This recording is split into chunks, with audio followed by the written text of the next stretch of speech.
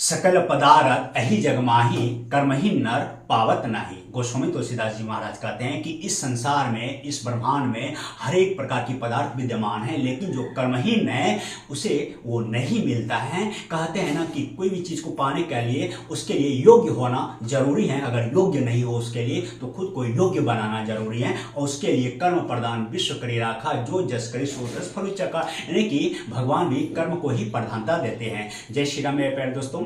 अभी जो आपके सामने एएलपी का पोस्ट है, इसको लेकर के आप लोग बहुत सारे कैंडिडेट, बहुत सारे क्या सब चिंतित हैं। हमारे जितने भी कमेंट आते हैं उसमें से जो कि इंपॉर्टेंट कमेंट है, जो कि लगता है कि नहीं इसको बताना चाहिए, तो उस कमेंट को हम वीडियोस के माध्यम से आपके सामने रखते हैं। मेरे प्यारे दोस्तों, जो फॉर्म भरते हैं उस समय कई सारी सावधानियों का ख्याल रखना पड़ता है। उस समय आपको आपका जो बायोडाटा है उसका जो स्पेलिंग है वो मिस्टेक नहीं होना चाहिए। आपका जो नाम है, जो आपका डॉक्यूमेंट में होगा, वही नाम आपका उस समय देना चाहिए। कई बार क्या होता है ना, कैफे वाला फॉर्म को आप जब फॉर्म भरने जाते हैं तो कैफे वाला आपका सारा चीज वो डॉक्यूमेंट सब ले लेते हैं, और बाद में वो अपना काम शांतिपूर्वक करते हैं। तो बाद में जब वो एकांत में काम करते हैं तो कई बार चीजें गलत हो जाती है, मिस्टेक हो जाती है।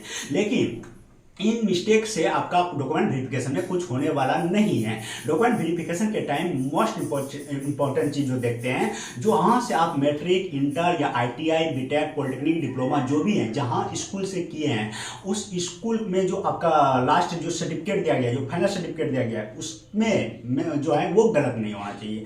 और जो आधार कार्ड है वो आपका मैच होना चाहिए। पैन कार्ड नहीं देखते हैं, आधार कार्ड से मैच होना चाहिए, और आपका डॉक्यूमेंट का मैच होना चाहिए। जो फॉर्म भरते हैं उसमें अगर मिस भी हो जाता है तो कोई दिक्कत नहीं है। लेकिन मिस का मतलब क्या हो गया, जैसे कि आपका नाम, मेरा नाम जैसे अमित है, AMIT, तो AMI के जगह आई अगर हट जाता है, टी ही सिप रहता है, तो जो फॉर्म भर रहे हैं उसका बात कर रहे हैं, तो उसमें कोई दिक्कत वहां पर डॉक्यूमेंट वेरिफिकेशन के टाइम नहीं आता है। वहां पर आपका जो है, आपका जो मैट्रिक, इंटर या ITI जो भी है उसमें मैच होना चाहिए, तो फिर कोई दिक्कत नहीं है। और कई बार ऐसा देखा गया है कि डॉक्यूमेंट में जो आपका मैट्रिक, इंटर किए होंगे उसमें पिता का नाम, फादर्स के नाम में कई सारे कैंडिडेट का गलत आता है, इसके कारण भी मन में ये डाउट रहता है कि डॉक्यूमेंट वेरिफिकेशन के टाइम क्या प्रॉब्लम हो सकता है। तो वहां पर डॉक्यूमेंट वेरिफिकेशन के टाइम फादर्स नेम को उतना मतलब कि सीरियस नहीं लेते हैं। मदर्स का नाम सही होना चाहिए, है ना, कि मदर्स का नाम जो है आपका जो मैट्रिक में होगा, और जो अभी फॉर्म भर रहे हैं वो, और आपका आधार कार्ड में भी होगा। आधार कार्ड में रहता है कि नहीं रहता है मुझे नहीं पता, लेकिन मैट्रिक का जो है उस सारे जो आप मैट्रिक, इंटर या ITI या डिप्लोमा, पॉलिटेक्निक जो भी है उसमें सब में सेम होना चाहिए, और जो आपका मतलब कि फॉर्म भर रहा है उसमें सेम होना चाहिए। तो यहाँ पर इन चीजों का आप सावधानी बरतिएगा, ये चीज मिस्टेक नहीं होना चाहिए। फादर्स नेम में मिस्टेक आ जाता है तो किसी प्रकार का कोई हानि नहीं पहुंचेगा, लेकिन मदर्स नेम में मिस्टेक नहीं होना चाहिए, इतना आप ख्याल रखिएगा, है ना। दूसरा बात ये हो जाता है कि आपका जो पोस्ट, अभी बहुत सारे कैंडिडेट बार बार यही कमेंट करते हैं कि कहाँ फॉर्म गिराएं। फॉर्म देखो भैया, इस बार 5000 वैकेंसी है, 5000 में हर एक जगह कहीं 100, 200, 400, 100, कहीं 50, कहीं 25 ऐसे है ना, कहीं 2 भी है, कहीं 12 भी है ना। तो बहुत डिफिकल्ट है इस बार ये निर्णय कर पाना कि फॉर्म कहाँ गिराने से मेरा जो है सेफ स्कोर में हम रहेंगे।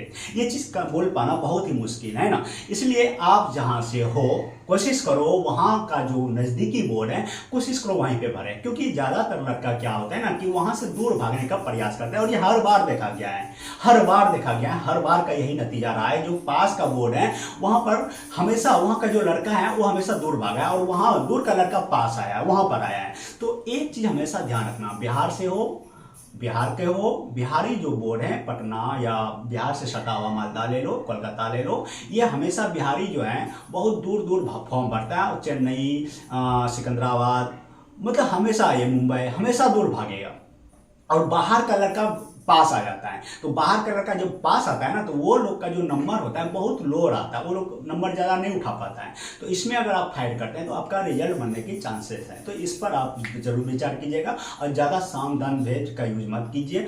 पढ़ाई पर भरपूर अभी समय दीजिए, गोल्डन आवर्स हैं, इसका भरपूर यूज कीजिए, यूटिलाइज कीजिए। जितना समय देंगे कम ही पड़ेगा। और खास करके हम हमेशा बोलते आ रहे हैं, करंट अफेयर ज़्यादा पूछ रहे हैं एग्जाम में, आपको भी पता है। अगर करंट अफेयर 15 में 12-13 करना चाहते हो आप, तो करंट अफेयर को आप 24 से कवर करो। अब तक करंट अफेयर कवर करना जरूरी है ना। बाकी सारे सिलेबस का जिसका जो भी वीक है उस पर ज़्यादा फोकस करो, हमेशा रिवीजन करो, रिवीजन बहुत ज़रूरी है। और एक चीज़, जो लड़का वैकेंसी के वेट को लेकर के बैठे थे उसको ज़्यादा पढ़ना चाहिए, क्योंकि जो पहले से तैयारी कर रहे हैं उसका तो रिजल्ट होगा, इसमें तो फिक्स है। अगर वो ईमानदारी पूर्वक अपने समय को उसमें व्यतीत किए हैं तो उसका रिजल्ट होना तय है ना। और मेडिकल को लेकर के जिसका कई सारे इसमें कैंडिडेट हैं, किसी का उंगली टूटा हुआ है, किसी का हाथ टूटा हुआ है, किसी का पैर टूटा हुआ है, बार बार कमेंट कर रहे हैं। देखो, टूट के जुड़ गया ना, फिर से हो गया, यानी कि टूट के तो हटा नहीं है, उसी में लगा हुआ है, यानी कि अभी आप सही सलामत हो, तो कोई तरह का दिक्कत नहीं है। बशर्ते आपका आई जो है वो 6/6 होना चाहिए। कलर विजन नहीं चलता है, इतना ध्यान रखना। बाकी पैर हाथ है, टूट गया है, कोई दिक्कत नहीं है, तो कोई दिक्कत नहीं है। अब बिंदास तैयारी करो, ज़्यादा इधर उधर का वीडियो मत देखो, क्या होगा नहीं होगा। पहले आप वहां तक पहुंचो तो सही, वहां तक पहुंचो, उसके बाद फिर देखा जाएगा, है ना।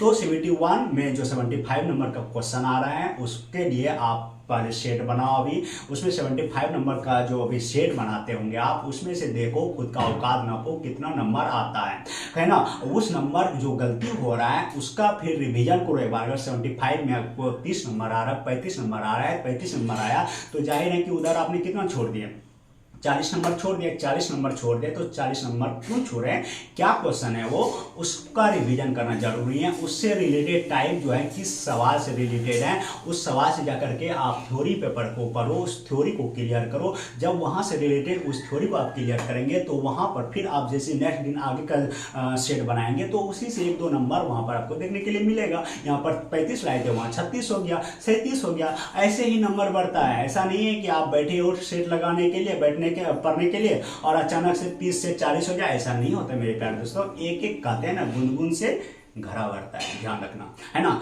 तो उम्मीद करेंगे वीडियो समझ में आया होगा, लोगों तक उसको तक जरूर पहुंचाओ इस वीडियो को। मिलते हैं नेक्स्ट वीडियो में, तब तक के लिए जय श्री राम।